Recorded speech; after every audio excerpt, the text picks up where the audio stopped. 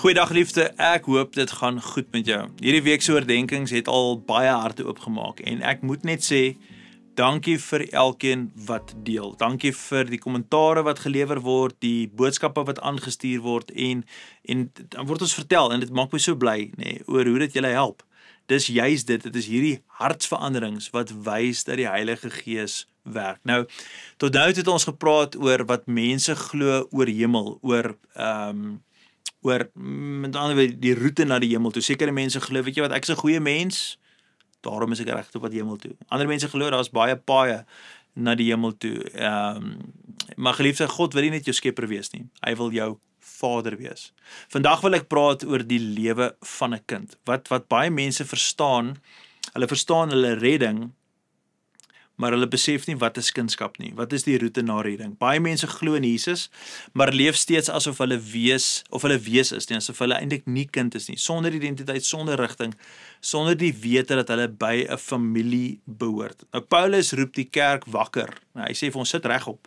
Wanneer hy sê in Efesiërs 5 vers 1, volg God na soos geliefde kinders. Let op, hier's twee woorde wat vir my uitstaan. Die eerste een is geliefde. Met ander woorde, wat is die teenoor van geliefde? Jy is nie verwerp nie. Dit gaan nie oor goed genoeg probeer wees nie. Jy is nog op proef nie. Nee, jy is 'n geliefde. Dit beteken, jy staan nie buite die huis nie, jy staan binne. Jy is geliefd. Die tweede woord daar is kinders. Met ander woorde, jy is nie 'n werker nie, jy is nie 'n vreemdeling nie, jy is verseker nie 'n besoeker nie. Kinders volg hulle vader. Kinders verstaan intimiteit, nie? Kinders verstaan verhouding.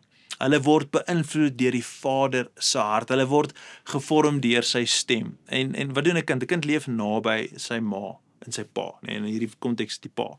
Dit beteken dat wanneer God jou sy kind maak, verander jou manier van lewe.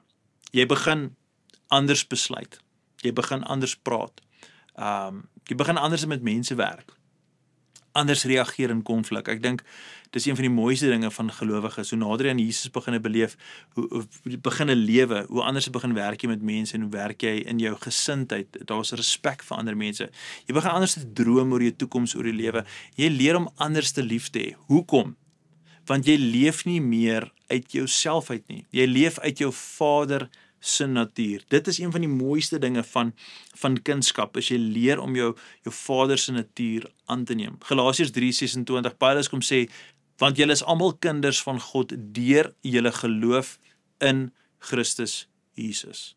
Met ander woorde, om 'n kind te wees beteken ek leef vanuit geloof, nie vanuit gevoel nie. Vanuit identiteit, nie prestasie nie. Vanuit verhouding en nie vanuit godsdiens nie. Ons word soos Jesus nie omdat ons probeer nie, maar omdat ons naby die Vader bly. Dit gaan nie oor my en jou pogings nie, dit gaan nie oor ons efforts nie, dit gaan oor ons verhouding. So ek kan saamvat, as jy in Jesus glo, dan is jy nie net gered nie, jy is deel van God se familie, van sy huisgesin.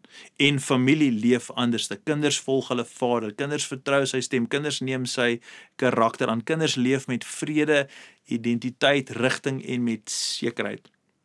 En as jy vandag voel jy het geen rigting nie, wil ek jy die goeie nuus gee. Laat toe dat Jesus Christus beheer neem van jou lewe. Laat hom jou wys wie jy eintlik is en waar jy eintlik moet wees.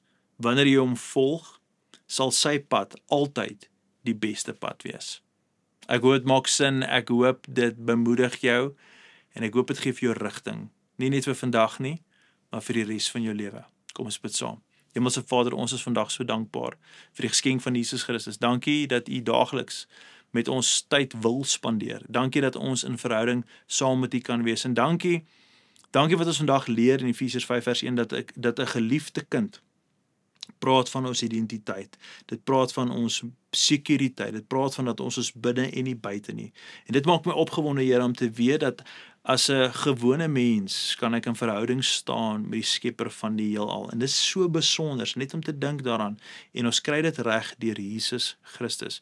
Here, dankie vir Jesus, dankie wat hy vir ons kom doen het op aarde, en dankie dat wanneer ons hom volg, sy voorbeeld, en ons aanvaar sy verlossing wat hy vir ons gegee het, Here, dan verander ons lewens onherroepelik.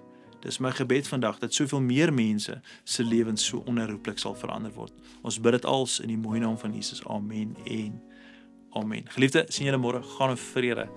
Totsiens.